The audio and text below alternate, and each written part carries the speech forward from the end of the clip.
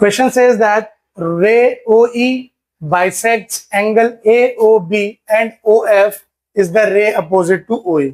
ठीक है, OF एक रे है जो OE के अपोजिट है और AE जो रे है वो BOA या फिर AOB एंगल को बाइसेक्ट कर रही है। बाइसेक्ट करने का मतलब क्या होता है, ये और ये बराबर होंगे। ठीक है, कह रहा है कि show that angle FOB is equal to angle FOA। तुम्हें क्या शो करना है कि ये जो एंगल है, ये FOB जो है वो इस FOA के बराबर है। तुम्हें ये प्रूफ करना है। करो एक बार ट्राई। एक चीज ध्यान दो, अगर OE इसको बाइसेक्ट कर रहा है और FO को कह रहा है, यानी OF को कह रहा है OE के अपोजिट है, यानी FOE एक ही पॉइंट पे है, मतलब एक ही लाइन पे है, यानी एक स्ट्रेट लाइन फॉर्म हो रहा है ना। तो क्या देखा जाए, since OE bisects angle AOB, इसका मतलब क्या हो जाएगा, angle EOB will be equal to angle EOA। एक इक्वेशन बन जाएगा जी, है ना, बाइसेक्ट हो रहा है। तो अब क्या करें सर, अब हमारे पास तो और सिंपल तरीका है। क्या सिंपल तरीका है, लीनियर पेयर। ये दोनों का सम 180 नहीं होगा, एक ही लाइन पे लीनियर पेयर बन रहा है। इसका मतलब since FE is a line, इसका मतलब angle BOF plus angle EOB is equal to 180 degree. BOF ना लिख के FOB लिख लेते हैं क्योंकि मुझे उसी की जरूरत है। ठीक है, रीजन क्या दोगे इसका जी, linear pair, very good. And और एक और चीज है, क्या है, FOA, angle FOA plus angle EOA, ये भी 180 डिग्री है। Reason again linear pair. समझ में आया। अब अगर मैं इन दोनों इक्वेशंस को देखता हूं, दोनों 180 के बराबर है, तो क्या ये दोनों एक दूसरे के बराबर नहीं होगी, बिल्कुल होंगी। तो यहां से क्या आया, angle FOB plus angle EOB जो है वो angle FOA plus angle EOA के बराबर हो गया, है ना। Angle FOB plus angle EOA is equal to angle FOA plus angle EOA। अब हमने यहाँ पे EOB की जगह EOA कहाँ से लिख दिया, इसका रीजन है सिंस एंगल EOB बराबर एंगल EOA था। कहाँ था, ये रहा इक्वेशन 1 में। ठीक, अब कितने आसानी से मैं इन दोनों को काट दूंगा, तो बचेगा क्या, एंगल FOB बराबर एंगल FOA। यही करना था जी। यस, आया समझ में, आ रहा है समझ, पक्का। अरे बड़ा इंपॉर्टेंट सवाल है जी। अब सवाल देखिए, थोड़ा सा लेंथी सवाल। Find the value of x in the following figures. ठीक है, इन सारे फिगर्स में निकालनी है x की वैल्यू। फर्स्ट वाले में देखो, अगर AB पैरेलल है CD से तो A की क्या वैल्यू, x की क्या वैल्यू होगी। इस वाले में AB पैरेलल है CD से और BC पैरेलल है DE से, तो x की वैल्यू क्या होगी। इस वाले में AB और CD पैरेलल है, BC और DE पैरेलल है, तो x की क्या वैल्यू होगी। सिमिलर इसमें AB और CD पैरेलल है, तो आपके x की क्या वैल्यू होगी। करिए एक बार ट्राई चारों की वैल्यू। देखो जो ऊपर वाला है, यानी A पार्ट में फिगर तुम्हारी कुछ इस प्रकार है। ठीक, ये है ABCD। ठीक, ये एंगल है आपका x। ठीक है, थोड़ा सा इधर उधर बना लेते हैं, कारण अभी समझ में आ जाएगा। ठीक, ये है 120 डिग्री, ये है 125 डिग्री। आपको x की वैल्यू निकालनी है, यानी ये AEC एंगल की वैल्यू निकालनी है। आप इसमें क्या करो, एक कर दो कंस्ट्रक्शन। आप एक पैरेलल लाइन ड्रॉ कर दो जो कि AB से पैरेलल हो। अगर कोई लाइन AB से पैरेलल हो गया तो क्या वो CD से पैरेलल नहीं होगा। कंस्ट्रक्शन क्या करा आपने, join EF such that AB is parallel to EF। ये आपने काम किया इसमें। ठीक है, तो यहां से आपके पास क्या आ गया, सॉल्यूशन अगर आप करने जाते हो तो देखो, as AB is parallel to EF and AB is parallel to CD, तो इसका मतलब EF भी पैरेलल हो जाएगा CD से, हो जाएगा। अब कितने आसानी से आप क्वेश्चन को सॉल्व कर सकते हो ना हो। एंगल, ध्यान से देखो, angle B A E plus angle A E F is equal to 180 degree होगा। को इंटीरियर एक्सियम है ना, ये एंगल और ये एंगल का सम 180 डिग्री होगा ना, क्योंकि ये दोनों लाइन पैरेलल है, को इंटीरियर एक्सियम से हो जाएगा। यहाँ पे एंगल बी ए ई है 120 degree plus angle A E F is equal to 180 degree. तो यहां से एंगल ए ई एफ आपका आ गया 60 डिग्री आया। 180 में से 120 गया, 60 आ गया ये वाला। अब नाउ अगेन, अब angle F E C plus angle D C E, ये होगा 180 डिग्री, यानी ये एंगल और ये एंगल, ये दोनों 180 डिग्री होगा। रीजन इज को इंटीरियर एंगल एक्सियम,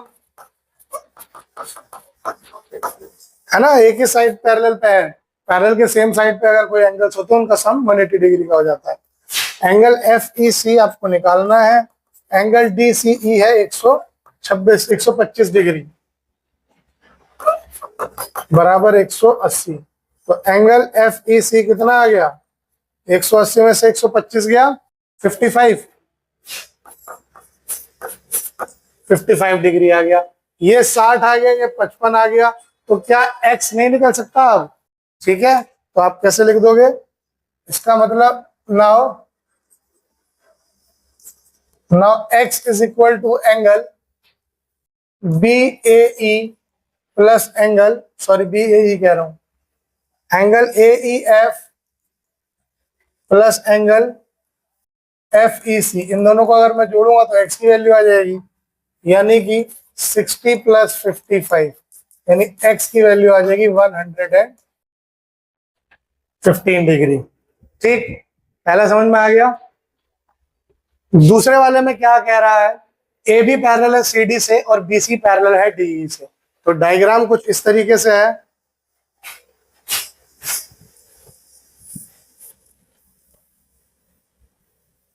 ठीक,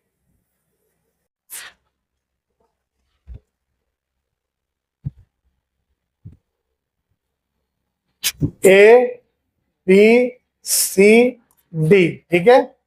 और क्या है जी, एंगल ये 40 डिग्री का है और ये x की वैल्यू निकालनी है, तुम्हें ये x निकालना है और ये 40 डिग्री का उसने दे रखा है।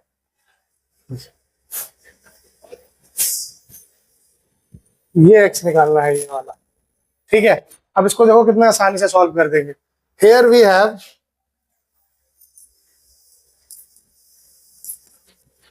इसमें कुछ कंस्ट्रक्शन करने की जरूरत ही नहीं है, हमारे पास क्या है, ए बी पैरेलल है सी डी से और क्या है जी, बी सी पैरेलल है डी ई से, ठीक है। और क्या दिया है, angle A B C is equal to 40 degree हमें गिवन है। अच्छा, अगर ये 40 डिग्री है तो क्या ये 40 डिग्री नहीं आएगा, है ना। तो एंगल बी सी डी जो है वो एंगल ए बी सी के बराबर होगा। Reason, alternate interior angles, very good, ठीक है। ऑल्टरनेट इंटीरियर एंगल लगा तो यहां से एंगल बी सी डी कितना आ गया, 40 डिग्री, ये आ गया 40। अब ये बी सी और डी ई भी तो पैरेलल है, दिया हुआ है हमें, ठीक है। तो इसका मतलब क्या हो जाएगा, यहां से angle B C D plus angle E D C is equal to 180 degree, को इंटीरियर एक्सियम, है ना जी ये वाला। तो एंगल बी सी डी है 40 और ये है x इज इक्वल टू 180। तो x की वैल्यू कितनी आ गई, 180 डिग्री माइनस 40 डिग्री, x की वैल्यू आ गई 140 डिग्री, इसकी वैल्यू आ जाएगी 140 डिग्री। आया समझ में, ठीक। अब क्या था थर्ड पार्ट में, इसमें भी ए बी और सी डी पैरेलल है और बी सी और ई डी पैरेलल है।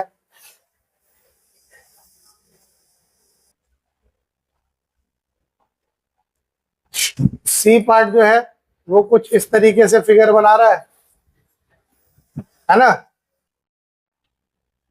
और देखा जाए तो क्या हो जाएगा, A B C D E 75 और एक्स, ये होगा ए बी सी डी ई, ये दिया है उसने 75 डिग्री, ये दिया है उसने एक्स, यही दिया है सवाल में। ठीक, here we have A B parallel to C D. अब ये दोनों पैरेलल है, इसका मतलब ये एंगल और ये एंगल बराबर हो जाएगा ऑल्टरनेट इंटीरियर एंगल से। Angle A B C is equal to angle B C D, alternate interior angles. आया समझ में यहां तक? ठीक है, यहां से एंगल बी सी डी कितना निकल गया, 75 डिग्री। अब ये 75 आ गया, और बीसी और ईडी भी तो पैरेलल दिया हुआ है उसने, ऑल्सो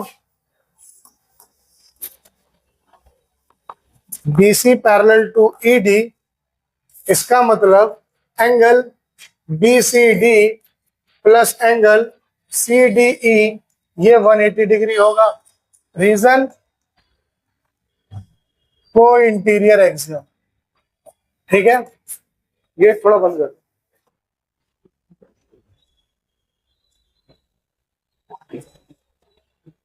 तो एंगल बीसीडी हमारे पास है 75 डिग्री, और ये है हमारे पास x is equal to 180 degree. तो x की वैल्यू कितनी आ गई,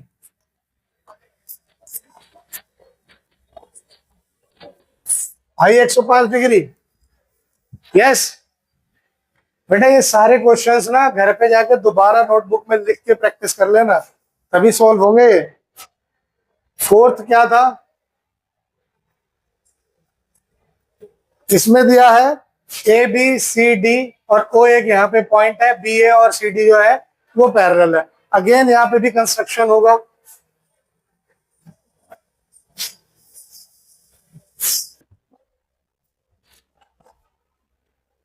ए बी सी डी, ये है ओ और ये है तुम्हारा एक्स, इसी की तुम्हें वैल्यू निकालनी है। ठीक है, क्या क्या दिया हुआ है एंगल, 55 और 50, ये दिया है 55 डिग्री और ये दिया है जी 50 डिग्री।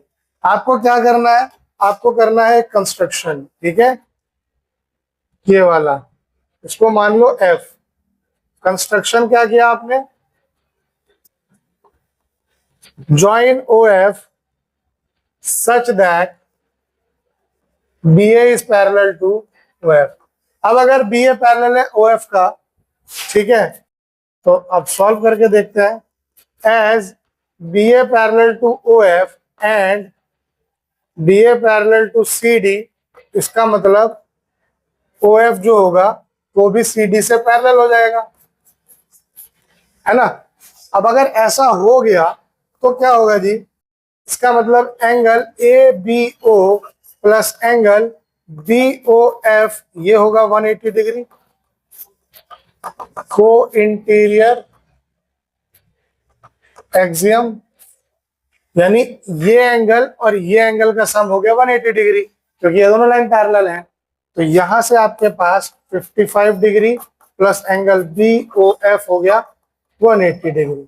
तो एंगल BOF क्या निकलेगा यहां से जी, 180 में से 55 घटाओगे तो कितना आएगा, 125 डिग्री, यही आएगा।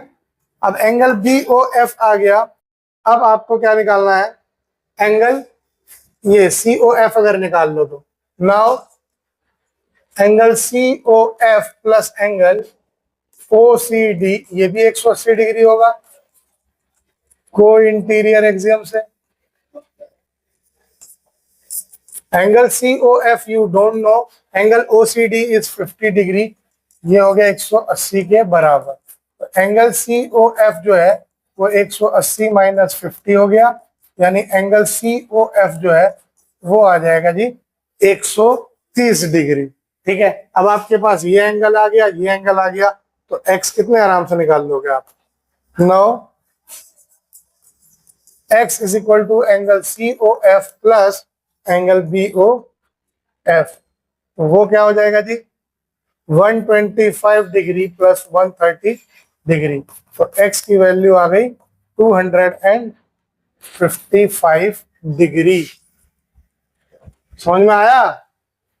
तो ये इसके सॉल्यूशंस है। अगर आपसे ना क्वेश्चन में ये कहा जाता कि एंगल BOC निकालो, तो उस केस में आपको ये एंगल निकालना होता, अगर वो BOC बोलता तो, ठीक है। अगर वो रिफ्लेक्स ऑफ BOC बोलता तो ये निकालना होता, लेकिन यहाँ सवाल में उसने इसी को x माना हुआ था, तो x की वैल्यू डायरेक्ट ऐसी निकल जाएगी। तब आपको देखना है नहीं रिफ्लेक्स निकालना है या नॉर्मल निकालना है। समझ में आई बात? ठीक, तो एंगल्स का आप ये कॉन्सेप्ट समझ जाना कि अगर वो BOC कहता तो ये एंगल निकालना पड़ता, क्योंकि एंगल निकालोगे तो 180 से छोटा ही आना चाहिए। ठीक, अगर वो रिफ्लेक्स पूछता तब इधर जाते, लेकिन उसने एंगल को यहाँ x की वैल्यू ही इस एंगल को दी थी उसने, तो हमें x निकालना है डायरेक्ट, तो यहाँ पे रिफ्लेक्स वगैरह का कुछ नहीं लगाया। समझ में आया? क्लियर? चलिए बहुत बढ़िया। अगला क्वेश्चन है, हम लोग ऐसे क्वेश्चन डिस्कस भी किए थे आई थिंक, है ना। M and N are two plane mirrors placed parallel to each other। M और N दो प्लेन मिरर है, ये दोनों, ठीक है, एक दूसरे के पैरेलल रखे गए हैं। एन इंसिडेंट रे AB, एक इंसिडेंट रे ये वाली आई AB, ठीक है, ये आके मिरर पे टकराती है और रिफ्लेक्ट हो जाती है, ठीक है। तो एक बार रिफ्लेक्ट होके गई इस शीशे पे, और वहां से दोबारा रिफ्लेक्ट होके आ गई इस डायरेक्शन में, CD डायरेक्शन में, है ना। यानी इधर से आई, फिर इधर गई, फिर टकरा के इधर आ गई। ठीक, तो आपको प्रूफ करना है कि ये जो AB है ना, कहा गया AB, ये जो AB है ये CD से पैरेलल होगा। तो कैसे करेंगे?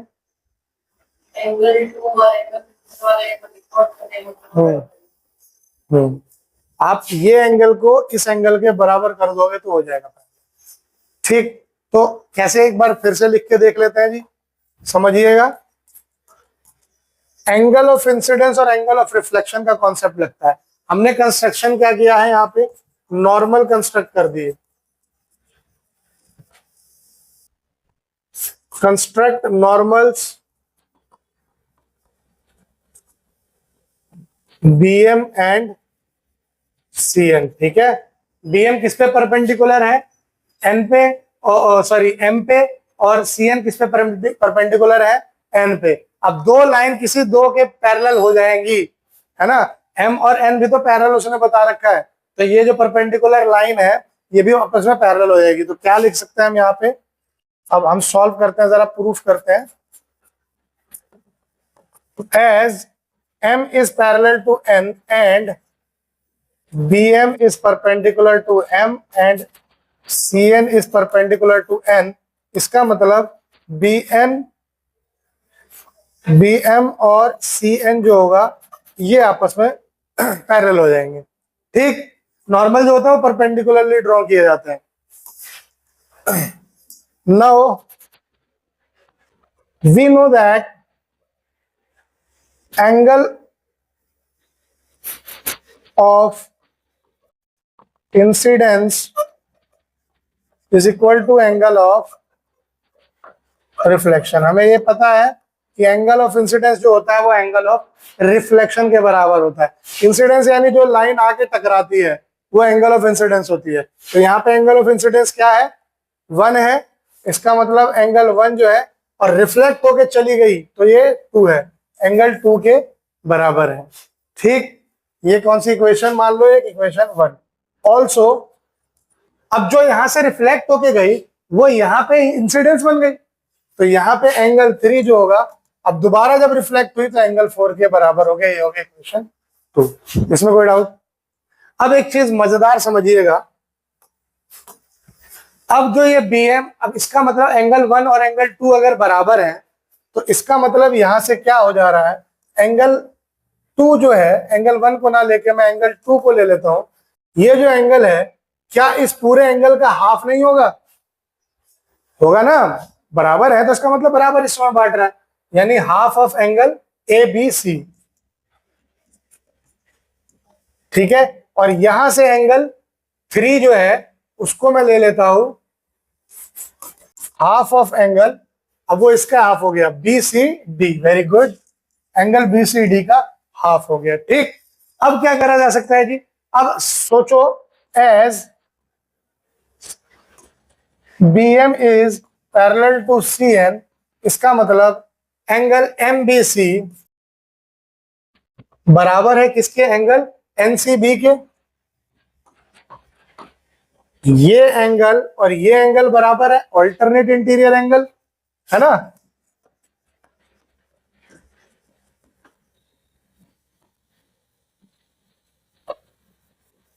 यहां से आपके पास क्या चीज आ जाएगी जी, MBC क्या है, एंगल 2 है, और ये क्या है जी, एंगल 3 है। अब देखो, एंगल 2 की जगह मैं हाफ एंगल ABC रख सकता हूं, और एंगल 3 की जगह मैं रख सकता हूं हाफ एंगल BCD। कहां से आया ये, फ्रॉम इक्वेशन 1 एंड 2, यहां से ये दोनों चीज आई। अब हाफ और हाफ कट गया, angle ABC is equal to angle BCD, यानी ये एंगल और इस एंगल के बराबर हो गया। अब ये बराबर हो रहा है और ये दोनों अल्टरनेट इंटीरियर एंगल्स हैं, also they are alternate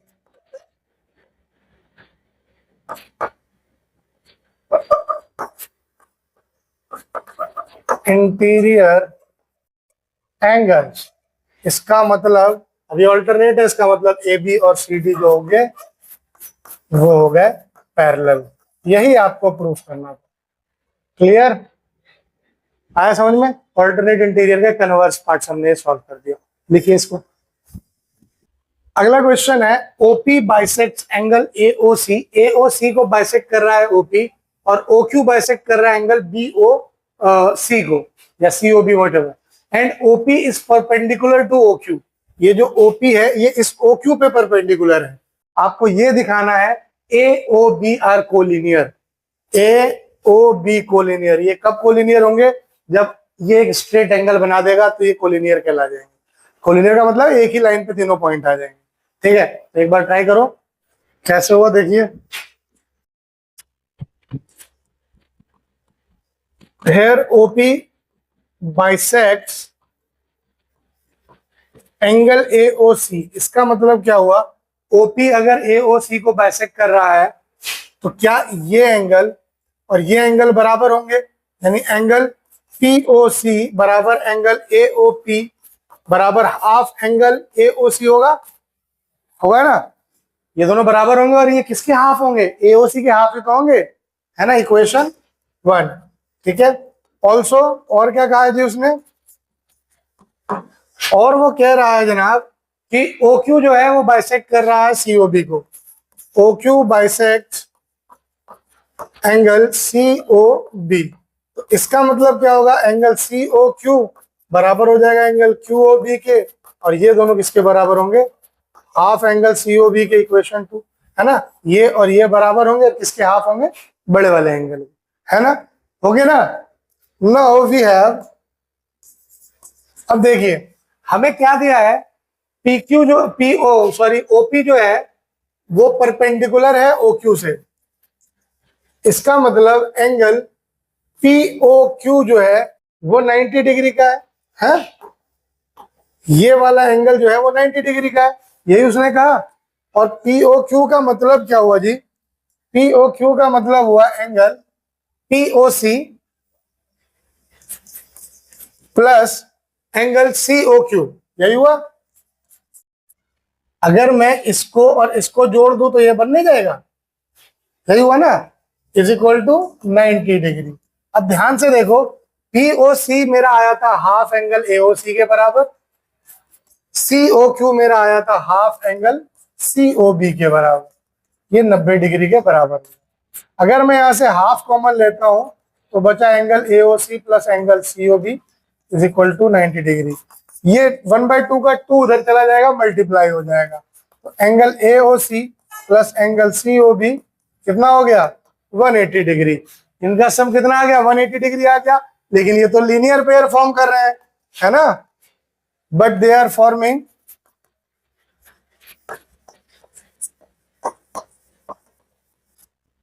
linear pair. अब वो लीनियर पेयर फॉर्म कर रहे हैं, इसका मतलब ए ओ बी क्या है, एक ए बी एक क्या हो जाएगा, A B is a straight line, और उसी लाइन पे ओ एक पॉइंट है, इसका मतलब ए ओ बी आर कोलिनियर। आया समझ में? ऐसे किया था जी आपने भी। फिर सबका 45 डिग्री निकाल के 90 डिग्री है तो सबको 22 डिग्री। ये 45 आया, ये 45, ये 45, ये 45 से सबको ऐड किए, ठीक है, चल जाएगा, वो भी वैलिड है, चलेगा, गलत नहीं है, ठीक है, पर अप्रोच ये रहे तो बेस्ट रहे। आया समझ में बेटा? अच्छा समझ में आ रहा है ना? पक्का? मेरे सारे क्वेश्चंस की प्रैक्टिस जरूर करना क्लास के बाद, नहीं तो नहीं होंगे ये सॉल्व। ये ऐसे सवाल है प्रैक्टिस पे ही होते हैं, हमें ऐसा कुछ नहीं है कि जब मैंने पहली बार ये सवाल देखे थे तो हो गए थे। अब इसलिए हो जाते हैं क्योंकि मैंने तब बहुत करे ऐसे सवाल। अगर मैंने भी छोड़ दिया होता, हमें भी एक सर ने पढ़ाया ही था और वो भी पढ़े ही होंगे किसी से, तो ऐसा मत समझना कि सवाल देखते ही सर को आता है हमें नहीं आता, ऐसा कुछ नहीं होता। ऐसे ये जो सवाल मैं दे रहा हूं ना, एनसीईआरटी के सवाल एक से दूसरा जुड़ता है, दूसरे से तीसरा, लेकिन जो मैं आपको एक्स्ट्रा सवाल देता हूं ये लिंक नहीं होंगे। ऐसा हो सकता है यहाँ का वहां और वहां से वहां चला जाए, लेकिन ये सवाल प्रैक्टिस करोगे आप लोग, बेईमानी मत करना उसमें। यहाँ मैंने जो पढ़ा दिया ठीक है, उसके बाद घर पे भी उसको करना, तभी होगा, नहीं तो नहीं हो पाएगा। अगला सवाल देखो, बहुत ही अच्छा सवाल है और बहुत कंसेप्चुअल है। In the figure AB and CD are parallel. इस फिगर में AB और CD पैरेलल है। The bisector of interior angle on the same side of transversal EF, ये ट्रांसवर्सल EF है, इसके सेम साइड पे जो एंगल के बाइसेक्टर हैं वो मिल रहे हैं P पे। बाइसेक्टर का मतलब देखो क्या हुआ, ये जो GP है ये BGH का बाइसेक्टर है, और ये जो HP है ये DHG का बाइसेक्टर है, ठीक है। ये दोनों बाइसेक्टर जो है आके मिल रहे हैं P पॉइंट पे। तुम्हें प्रूफ ये करना है कि ये जो एंगल है ये वाला, ये 90 डिग्री का एंगल, GPH 90 डिग्री का है ना। बेहतरीन सवाल। Here AB is parallel to CD, ये हमें दिया हुआ है, और क्या दिया हुआ है, bisector of interior angles on the same side, यानी GP बाइसेक्ट्स एंगल BGH, ठीक है। ये कह रहा है इसका मतलब एंगल क्या हो जाएगा, एंगल अगर मैं इसको एंगल के नंबर से दे दूं तो समझ में आएगा, चाहे छोड़ो मैं वैसे दे देता हूं। Angle BGP will be equal to angle PGH will be equal to half angle BGH। यहां कोई डाउट? यस, देखो P ये वाला एंगल और ये वाला एंगल, इसको जोड़ूंगा तो इसका आधा ही तो हो रहा है, मतलब जोड़ नहीं रहा, ये दोनों बराबर है और ये हाफ है, ठीक है। इसका मतलब क्या हुआ, यस, इसका मतलब आगे अब देखते हैं इसमें। ऑल्सो PH जो है, HP जो है वो बाइसेक्ट कर रहा है एंगल DHG को, तो इसका मतलब एंगल DHP जो है वो बराबर है एंगल GHP के, जो कि बराबर है हाफ एंगल DHG के। ये हो गया इक्वेशन 2, ठीक। यानी ये एंगल और ये एंगल बराबर है, वे इसके आधे के बराबर हो जाएंगे, इक्वेशन 2। एक काम करता हूं, अगर मैं इन दोनों इक्वेशन को ऐड करूंगा तो क्या बनेगा जी? Yes, adding equation 1 and 2।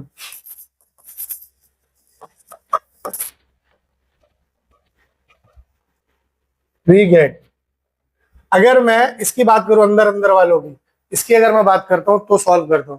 Angle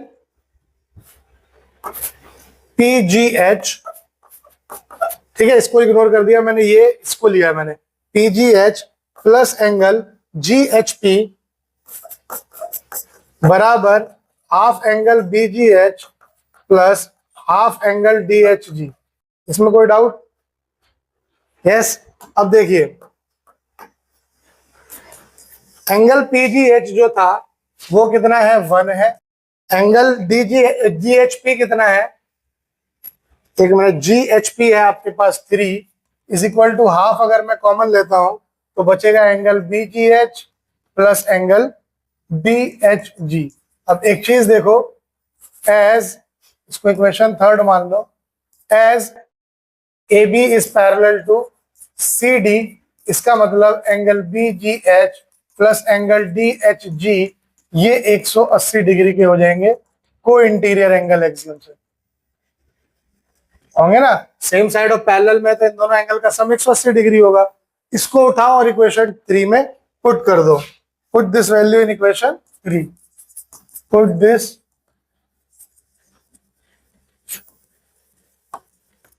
तो क्या मिलेगा जी, 1 + 3 is equal to half 180 degree, यही मिलेगा। यानी 1 + 3, इसको एंगल 1 एंगल 3 लिख दो वरना कंफ्यूजन हो जाएगी। 1 + 3 4 ना कर दो कहीं पे, ठीक है। एंगल 1 + एंगल 3 कितना हो गया, 90 डिग्री के बराबर हो गया जी। इक्वेशन 4। अब देखिए कितनी मजेदार चीज, बहुत ही basic concept. Now angle 1 + angle 3 + angle GPH बराबर 180 डिग्री, एंगल सम प्रॉपर्टी है ना। ये तीनों के तीनों ट्रायंगल के अंदर है ना, एक एंगल, दो एंगल और तीसरा एंगल, तीनों के तीनों ट्रायंगल के अंदर है। तो ट्रायंगल का टोटल सम 180 डिग्री का होता है, ठीक है। एंगल 1 + एंगल 3 90 डिग्री है, अभी आपने ऊपर निकाला। एंगल GPH बराबर 180 डिग्री, रीजन लिख देना फ्रॉम इक्वेशन 4। इक्वेशन चौथे से आपके पास ये आया, तो एंगल GPH हो जाएगा 180 - 90, इसका मतलब एंगल GPH कितना हो गया, 90 डिग्री का। आया समझ में, यही आपसे पूछा गया है, ठीक। चलिए लिख लीजिए।